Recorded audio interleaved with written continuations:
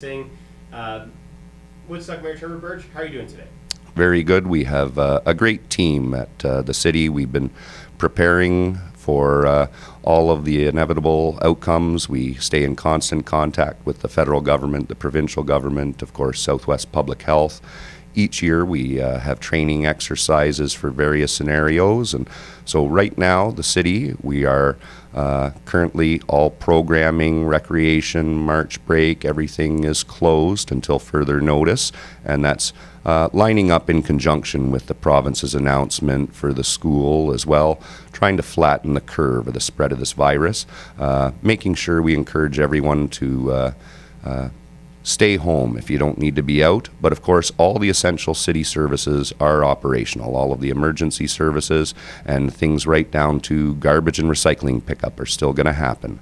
But if you really need to read a library book right now, you're going to have to go to the online edition rather than the hard copy from the public library. The last 72 hours has just been madness. What's it been like behind the scenes? I understand, obviously, with releases coming out on a Sunday afternoon, city officials have been working pretty much round the clock, trying to get information out and inform the residents.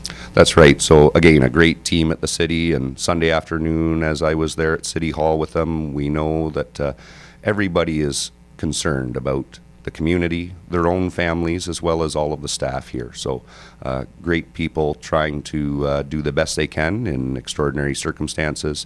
Of course, we're going to hear more updates as this progresses. We'll be hearing from the Prime Minister later. We'll be hearing from our Premier here in Ontario today, and we'll continue to adjust all of these plans.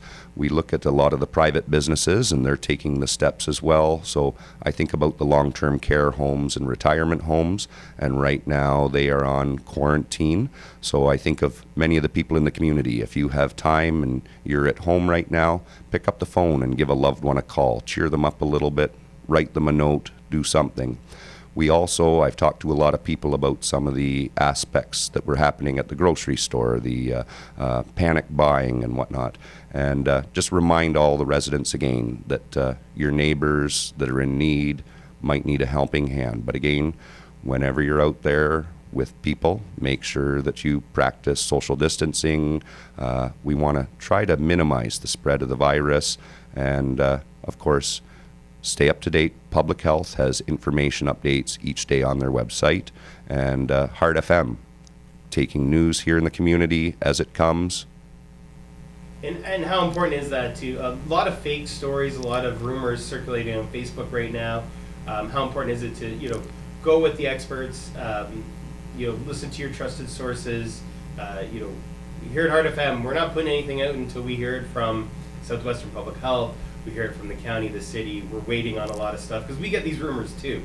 So how important is that to just take a step back and rely on the trusted news sources? Oh, definitely. And I think on social media, I've read a few of the anecdotal posts where individuals say, they survived Y2K and SARS and swine flu and everything else, and that this isn't that big of a deal. One thing that we want to make sure people understand is that this is much different than anything we faced before. People who are healthy will not exhibit any signs and will be transmitting this to others. And even if you survive, some of the reports that we hear from the medical community talk about the damage and the scarring to the lungs, etc. And so this is not a joking matter.